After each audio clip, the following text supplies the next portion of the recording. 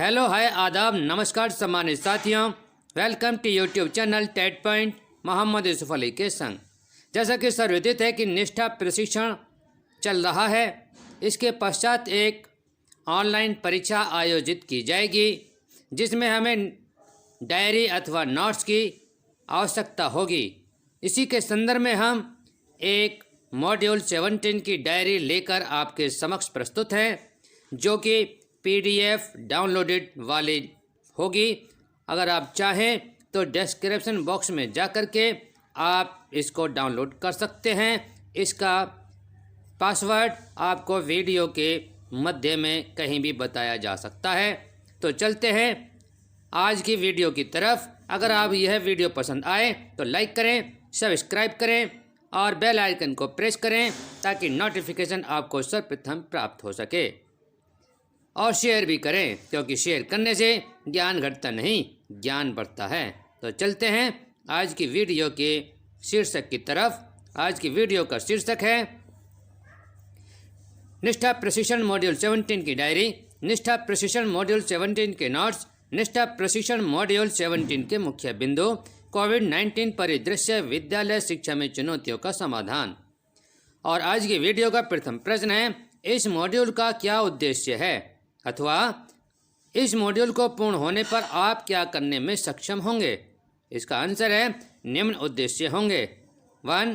कोविड-19 की प्रकृति और विद्यालय के कामकाज पर इसके द्वारा उत्पन्न चुनौतियों का वर्णन करने में सक्षम होंगे। 2. छात्रों और विद्यालयों के अन्य अधिकारियों के स्वास्थ्य और कल्याण को सुनिश्चित करने के लिए उपायों का पालन करने में। 3rd है हमारा विद्यालयों में अधिगम को बढ़ावा देने के लिए विभिन्न गतिविधियों को अपनाने में। 4. शिक्षार्थियों के अनुकूल मूल्यांकन के तरीकों का उपयोग करने में। 5.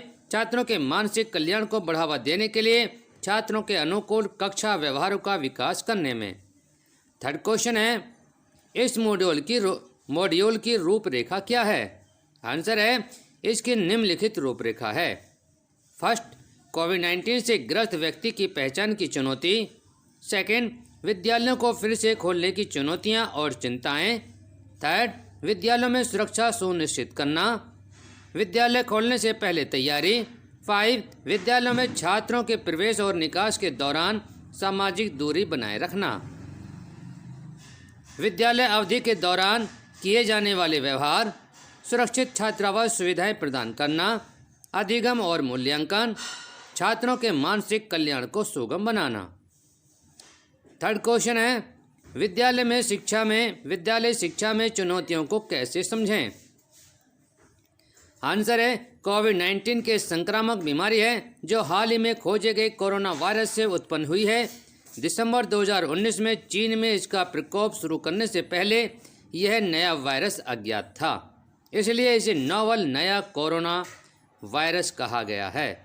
भारत में भी इस वायरस के संक्रमण के कारण कई हजार लोग बीमार हैं और इसमें कई लोगों की मौत हुई है। क्योंकि यह संक्रामक बीमारी है, इसलिए देश के कई महीनों तक तालाबंदी अर्थात लॉकडाउन देखी गई है। बच्चे, बुजुर्ग और हृदय मधुमेह, उच्च रक्तचाप से संबंधित बीमारियों वाले व्यक्ति अधिकतर कमज़ोर होते हैं। यहाँ तक कि गर्भवती महिलाएं को भी इस बीमारी का खतरा होता है। खांसी और छींक के माध्यम से उत्पन्न संक्रमित व्यक्ति की सांस की बूंदों के साथ सीधे संपर्क के जरिए कोविड-19 प्रेषित किया जाता है। व्यक्ति वायरस से दूषित तत्वों को छूने और अपने चेहरे जैसे आँख, नाक और मुंह को छूने से भी संक्रमित हो सकता है। यहाँ तक कि उदाहरणों में बताया गया है कि वायरस से संक्रमित कुछ लोगों में कोई लक्षण नहीं दिखता है। विद्यालय वातावरण में कोविड-19 के संभावित प्रसार को रोकने के लिए और बच्चों में विद्यालय के अन्य अधिकारियों की सुरक्षा के लिए सावधानियां आवश्यक हैं। क्वेश्चन नंबर 4, सुरक्षित विद्यालय सुनिश्चित करने के लिए क्या करना चाहिए। आंसर है शिक्षा प्रणाली के तहत छात्र नियंत्रित वातावरण के तहत सीखते हैं। कक्षाएं संचालित करने के लिए कुछ गति इंटरनेट वाले शहरी क्षेत्रों में विद्यालय ई लर्निंग और वीडियो कॉन्फ्रेंसिंग प्लेटफॉर्म जैसे Google hang out, Microsoft teams आदि का उपयोग करने पर ध्यान केंद्रित करते हैं। ग्रामीण क्षेत्रों में दीक्षा प्लेटफॉर्म, जिसने पहले से ही कई राज्यों को जोड़ रखा है, का उपयोग अन्य डिजिटल प्लेटफॉर्मों जैसे NR, OER, ई-पाठशाला आदि के अलावा शिक्षण के लिए किया जा सकता है। क्षेत्रीय भाषाओं में नियोजित पाठ तैयार करने में और उन्हें ट्यूब पर डालने के लिए शिक्षकों को प्रोत्साहित और प्रशिक्षित किया जा सकता है। विद्यालय और शिक्षकों को सबसे कमजोर छात्रों, बेघर विस्थापित छात्रों, विकलांग छात्रों और शायद परिवार रिश्तेदारों में मृत्यु और अस्पताल में भर्ती होने की वजह से कोविड-19 से सीधे प्रभावित छात्रों पर ध्यान केंद्रित करने की आवश्यकता है। कागज पेंसिल का उपयोग कर अधिगम करने वाले छात्रों के औपचारिक और योगात्मक मूल्यांकन के लिए फिलहाल जोर नहीं देना चाहिए, बल्कि मूल्यांकन के तरीकों को लागू करने पर ध्यान केंद्रित किया जाना चाहिए। विद्यालयों को कामकाज शुरू करने से पहले शिक्षकों, प्रधानाचार्य, माता पिता, समुदाय और अन्य लोगों को किन पहलुओं पर विचार विमर्श करना चाहिए अथवा विद्यालय खोलने से पूर्व क्या तैयारी करनी चाहिए? आंसर है इसका, विद्यालय पहलुओं पर विचार विमर्श करना चाहिए। 1. विद्यालय के अधिकारियों को विद्यालय में किए जाने वाले सुरक्षा उपायों के बारे में चर्चा करनी चाहिए और प्रयास करने चाहिए। 2. सभी कर्मचारियों को लक्षण के प्रति सतर्क रहने, ये लक्षण हैं,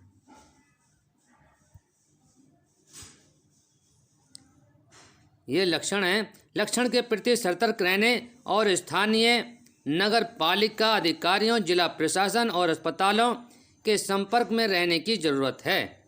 विद्यालयों को खोलने से पहले सुरक्षा मुद्दों पर चर्चा करने के लिए माता पिता और शिक्षक संघ, विद्यालय प्रबंध समिति की बैठकें यदि संभव हो तो ऑनलाइन माध्यम से आयोजित की जा सकती हैं। प्रत्येक माता पिता के व्यवसाय का विवरण एकत्र करना महत्वपूर्ण है, क्योंकि कुछ माता पिता गांव, शहर, जिले के भीतर और बाहर विभिन्न स्थानों की यात्रा कर सकते हैं। स्थानीय स्वास्थ्य अधिकारियों से परामर्श किया जा सकता है और आपातकालीन स्थिति को संभालने के लिए व्यवस्था की जा सकती है। 6. प्रत्येक विद्यालय में मोबाइल पोर्टेबल हैंडवॉश सैनिटाइजर सुविधा की व्यवस्था की जानी चाहिए। 7. क्रमबद्ध विद्यालय समय पर चर्चा और इसे अंतिम रूप देने की आवश्यकता है। 8. सामाजिक दूरी, 2 गज की दूरी बनाए रखना चाहिए। जहां तक संभव हो बच्चों को व्यक्तिगत परिवहन का उपयोग करना चाहिए। Question number 6. विद्यालय के सभी अधिकारियों को किन क्षेत्रों में मानक संचालन प्रक्रिया को सुनिश्चित करने के लिए निर्देश देने चाहिए? आंसर, निम्नलिखित निर्देश सुनिश्चित करने चाहिए। 1. बुखार, खांसी और जुखाम के लिए बिना चूके विद्यालय के प्रत्येक कर्मचारी की स्क्रीनिंग होनी चाहिए। 2. खांसी और जुखाम के लिए विद्यालय में प्रवेश के समय हर बच्चे की रोजाना स्कैनिंग होनी चाहिए। 3. बच्चे और पानी की सुविधा के साथ पर्याप्त संख्या में हाथ धोने की जड़ों और प्रावधान, और यह सुनिश्चित करना कि प्रत्येक बच्चा नियमित अंतराल पर और विशेष रूप से भोजन करने से पहले और बाद में अपने हाथों को धोता है। 4. किसी भी सामाजिक दूरी को बनाए रखा जाना चाहिए। 6. यदि विद्यालय में सभी चरण की पढ़ाई है तो प्राथमिक कक्षाओं का आरंभ और समापन अलग अलग रखा जा सकता है। 7. यहाँ तक कि कुछ कक्षाओं के लिए भी छुट्टी को कई तरीकों से नियंत्रित किया जा सकता है। क्वेश्चन 7. विद्यालय में शिक्षकों और छात्रों के लिए सुरक्षा उपायों का अभ्यास कैसे किया जाए अथवा क्या सुझाव हो सकते हैं? निम्नलिखित सुझाव हो सकते हैं। 1. सभाएं, बैठकें, खेल के मैदानों का उपयोग और अन्य गतिविधियां जहां सामाजिक दूरी बनाना संभव नहीं है से बचा जा सकता है। बच्चों के मिलने जुलने को सीमित करने की आवश्यकता है, जैसे कि खेलने के मैदान के समय को क्रमबद्ध करना और समूहों को कला, संगीत और व्यायाम जैसी विशेष गतिविधियों को के लिए अलग रखना। सभी पदाधिकारियों और छात्रों की समूची विद्यालय अवधि में मुंह और नाक को ढकने के लिए फेस मास्क पहनना होगा। थर्ड, छात्रों और विद्यालय के अन्य अधिकारियों को साबुन और पानी से या एक अच्छी गुणवत्ता वाले सैनिटाइजर से बार बार हर 20 से 30 मिनट के बाद हाथ धोने के लिए प्रोत्साहित करना चाहिए। 4, कक्षा कक्ष व्यवस्थाएं माता पिता, विद्यालय विकास प्रबंध समिति और स्थानीय विद्यालय अधिकारियों के परामर्श से निर्णय लिया जाना चाहिए। 5, समूह कार्य ईमेल, व्हाट्सएप के माध्यम से और विद्यालयों में इसे सामाजिक दूरी को ध्यान में रखते हुए किया जा सकता है। 6, शिक्षकों और छात्रों द्वारा महामारी से निपटने के अभिनव तरीकों के विकास को प्रोत्साहित करें, जैसे नारों, कार्टूनों, कविताओं, लेखों और दूसरे कुछ निवारक तरीकों के माध्यम से। 7, रसोइयों को अपने हाथों को धोना चाहिए, फेस मास्क पहनना चाहिए, दस्ताने पहनने चाहिए और अपना सिर ढकना चाहिए। क्वेश्चन नंबर 8, आत्म प्रबंधन तकनीकों को कैसे पता लगाएं? यह आंसर है आत्म प्रबंधन की एक्टिविटी सेल्फ मैनेजमेंट के लिए बहुत अच्छी एक्टिविटी है। इसको कहा जाता है time management by using time circle. इसमें हम drawing paper, sketch pen, protractor या कंपास आदि की कुछ सामग्री की आवश्यकता होती है। इसमें क्या करना है, कोविड-19 के दौरान हमने टाइम को अपने हिसाब से इस्तेमाल किया था, जिसमें सोने और खेलने में ज़्यादा वक्त लगाया। जो हमारी पढ़ाई पीछे छूट गई उसको हमें निकालना है, इसको एक्टिविटी को करके। इसके लिए सर्वप्रथम 24 घंटे हमें सर्कल के माध्यम से 24 घंटे में डिवाइड करना है। एक सर्कल बनाना है और उसे 24 घंटे के क्या बनाना है, डिवाइड करना है। हर सर्कल में हमें यह लिखना है कि हम कितने घंटे के लिए कौन सी एक्टिविटी कर रहे हैं। जैसे 24 घंटे में से हम सोने के लिए 10 घंटे, खाने के लिए 2 घंटे और बच्चों के साथ, दोस्तों के साथ बातचीत करने के लिए हम 4 घंटे दे रहे हैं। मम्मी पापा को हम हेल्प करने के लिए हम 3 घंटे दे रहे हैं। ट्यूशन क्लासेस जो कि ऑनलाइन क्लासेस है उसके लिए 2 घंटे लगा रहे हैं। पढ़ने के लिए 2 घंटे, कुछ सीखने के लिए 1 घंटा, थिंकिंग के लिए हम कुछ टाइम नहीं दे रहे हैं और एक्सरसाइज के लिए कुछ टाइम नहीं दे रहे हैं। तो इस तरह दिन के 24 घंटे हम इस्तेमाल कर रहे हैं। जो टाइम हर किसी एक्टिविटी में मदद दे रहा है उसका हमें परसेंटेज निकालना है। अगर हम दिन में 10 घंटे सोने के लिए दे रहे हैं तो कितना परसेंटेज ऑफ टाइम सोने के लिए दे रहे हैं, और अगर पढ़ने के लिए हम 2 घंटे दे रहे हैं तो कितना परसेंटेज ऑफ टाइम रीडिंग के लिए दे रहे हैं। इस तरह से हम परसेंटेज वाइज पूरा दिन का हिसाब रखेंगे। हम रोज़ एक डायरी में जितना टाइम हम स्पेंड कर रहे हैं किसी भी एक्टिविटी पर उसका हिसाब रखेंगे। अब हमें अपना टाइम खुद चेंज करना होगा। अगर हम 10 घंटे सो रहे हैं तो कल से हम 8 घंटे सोएंगे, 2 घंटे बचाएंगे। 4 घंटे जो दोस्तों से बात करता हूँ मैं नहीं करूँगा, आधा घंटा करूँगा। यह काम हम एक दिन में नहीं कर सकते, धीरे धीरे अपने परिवर्तन लाएंगे। तो सबसे पहले हमें प्लान करना है। जो 10 घंटे नींद का टाइम है वह 8 घंटे करना है। तो एक दिन में हम 9-30 घंटे सोएंगे, अर्थात 9.5 घंटे सोएंगे। आधा घंटे हमें आदत पड़ गई जल्दी उठने की। एक हफ्ता हमें डायरी में नोट करना है कि एक हफ्ते में मैं 9-30 घंटे 9.5 घंटे सोया, फिर एक हफ्ते बाद उसके 9 घंटे पर लाना है। एक हफ्ते बाद 8.5 घंटे। ऐसा करते समय हमारा नींद का कोटा 10 घंटे से 8 घंटा पूरा कर सकते हैं।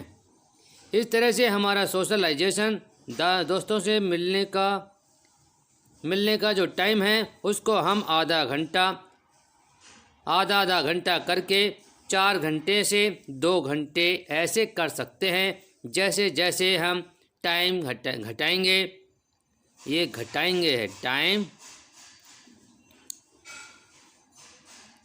टाइम घटाएंगे,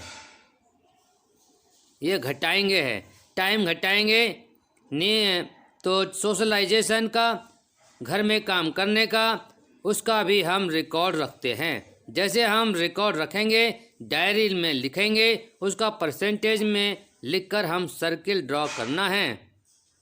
इसका सर्किल ड्रॉ करने के बाद में जो हमारा टारगेट है, हमारा गोल है कि नींद का कोटा हमारा 8 घंटा होना चाहिए, खाने पीने का टाइम 1.5 घंटा होना चाहिए, और जो हम थिंकिंग और एक्सरसाइज के लिए बिल्कुल भी टाइम नहीं है दे रहे थे, तो हमें 1 घंटा सोचने के लिए और एक्सरसाइज के लिए 2.5 घंटा मिल जाएगा।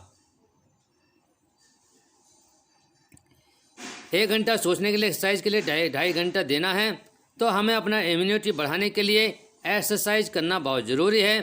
सक्सेसफुल और अनसक्सेसफुल लोगों में सिर्फ ऐसी डिफरेंस होता है, जो लोग 24 घंटे अच्छी तरह से इस्तेमाल करते हैं वह ज़िंदगी में बहुत कुछ हासिल कर सकते हैं, तथा वहीं 24 घंटे इंसान अगर अच्छी तरह से इस्तेमाल नहीं करता है तो वह इतना सक्सेसफुल नहीं होता है। जो सक्सेसफुल इंसान और अनसक्सेसफुल इंसान में एक ही अंतर है, अपने हाथ में जो समय 24 घंटे हैं उसके हम कितने अच्छे तरीके से इस्तेमाल करते हैं। तो यह है टाइम सर्किल।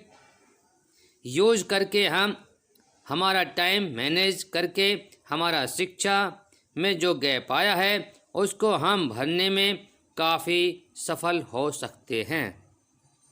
प्रश्न नंबर 9, कोविड-19 से ग्रस्त व्यक्ति की पहचान और सावधानी संक्षेप में बताइए। आंसर है सर्वप्रथम कोविड-19 से ग्रस्त व्यक्ति की लक्षणों के आधार पर पहचान करेंगे, उससे सावधानी बरतेंगे, सामाजिक दूरी बनाएंगे, डॉक्टर को ले जाएंगे, जो कार्य करने हैं उन्हें करेंगे। कोविड-19 को बढ़ावा देते हैं उनका परहेज करें। मिथ्यात्मक तथ्यों को समझने तथा अन्य को भी जागरूक करेंगे। 10, तनाव मुक्त शिक्षण और अधिगम वातावरण कैसे तैयार कर सकते हैं। आंसर है तनाव मुक्त शिक्षण अधिगम वातावरण निर्मित तरीके से कर सकते हैं। मज़ेदार कक्षा तक तैयार करेंगे, दिलचस्प गतिविधि विद्यार्थियों को कराएंगे। क्वेश्चन नंबर 11, विद्यालय में सामाजिक दूरी को बनाए रखने का प्रभावी तरीका क्या हो सकता है। आंसर है विद्यालय में सामाजिक दूरी को बनाए रखने का छात्रों के क्रमांक के अनुसार विद्यालय वैकल्पिक दिवसीय विद्यालय शिक्षा प्रभावी तरीकों से हो सकता है। क्वेश्चन नंबर 12, छात्रावासियों के लिए सुरक्षित संगरोध क्वारंटाइन सुविधा की व्यवस्था शुरू करने का सही समय क्या है। आंसर है छात्रावासियों के लिए सुरक्षित संगरोध सुविधा की व्यवस्था शुरू करने का सही समय विद्यालय को पुनः खोलने से पहले होता है अथवा होना चाहिए। अगर आपको वीडियो पसंद आ रही हो तो लाइक करें, सब्सक्राइब अवश्य करें, और इस PDF का पासवर्ड अगर हमने लगा होगा तो MOD 17 है। तो क्वेश्चन नंबर 13, हमारे महामारी की अवधि के दौरान छात्रों के मानसिक कल्याण के मुद्दों को संभालने के लिए सबसे प्रभावी उपाय कौन सा है। शिक्षक परामर्शदाता महामारी की अवधि के दौरान मानसिक कल्याण के मुद्दों को संभालने के लिए सबसे प्रभावी उपाय है। नेक्स्ट क्वेश्चन है छात्रों को कोरोना वायरस के प्रहार से बचाने के संबंध में विद्यालय में सुनिश्चित करने के लिए कौन जिम्मेदार है। आंसर है छात्रों को कोरोना वायरस के प्रसार से बचाने के संबंध में विद्यालय में सुरक्षा सुनिश्चित करने के लिए सभी हितधारक जिम्मेदार हैं। 15 है किसी व्यक्ति को कोविड-19 महामारी से संक्रमित होने से बचाने के लिए सबसे उपयुक्त विधि कौन सी है। आंसर है किसी व्यक्ति को कोविड-19 महामारी से संक्रमित होने से बचाने की सबसे उपयुक्त विधि सामाजिक दूरी है। अगर आपको वीडियो पसंद आ रही हो तो लाइक करें, सब्सक्राइब अवश्य करें। छात्रों के अधिगम के परिणाम का समय पर मूल्यांकन, ब्लैंक और शिक्षण विधियों में मदद करता है। आंसर है शिक्षण अधिगम प्रक्रिया में सुधार करने और शिक्षण अधिगम विधियों में मदद करता है। क्वेश्चन नंबर 17, कोविड-19 एक व्यक्ति से दूसरे व्यक्ति में कैसे संचारित होता है? आंसर कोविड-19 एक व्यक्ति से दूसरे व्यक्ति में खांसने और छींकने से संचारित होता है। क्वेश्चन नंबर 18, कोरोना वायरस के कारण होने वाला कोविड-19 रोग किस प्रकार का होता है? आंसर है कोरोना वायरस के कारण होने वाला कोविड-19 संक्रामक कहा जाता है। अगर आपको वीडियो पसंद आ रही हो तो लाइक करें, सब्सक्राइब अवश्य करें। 19, बच्चों को अपने निजी परिवहन का उपयोग करने के लिए प्रोत्साहित किया जाना चाहिए। तो इसका आंसर है बच्चों को अपने निजी परिवहन का उपयोग करने के लिए प्रोत्साहित किया जाना चाहिए। यह कथन पूर्ण रूप से सत्य है। क्वेश्चन नंबर 20, एक छात्रावास भोजनालय के समय को एक बार में छात्रों की भीड़ से बचने के लिए क्रमबद्ध किया जा सकता है। आंसर है एक छात्रावास भोजनालय के समय को बार में छात्रों की भीड़ से बचने के लिए क्रमबद्ध किया जा सकता है। यह कथन बिल्कुल सही है। अगर आपको वीडियो पसंद आ रही हो तो लाइक करें, सब्सक्राइब अवश्य करें, दोस्तों को शेयर करें, क्योंकि शेयर करने से ज्ञान घटता नहीं, ज्ञान बढ़ता है। TET point by Mohammad Yusuf.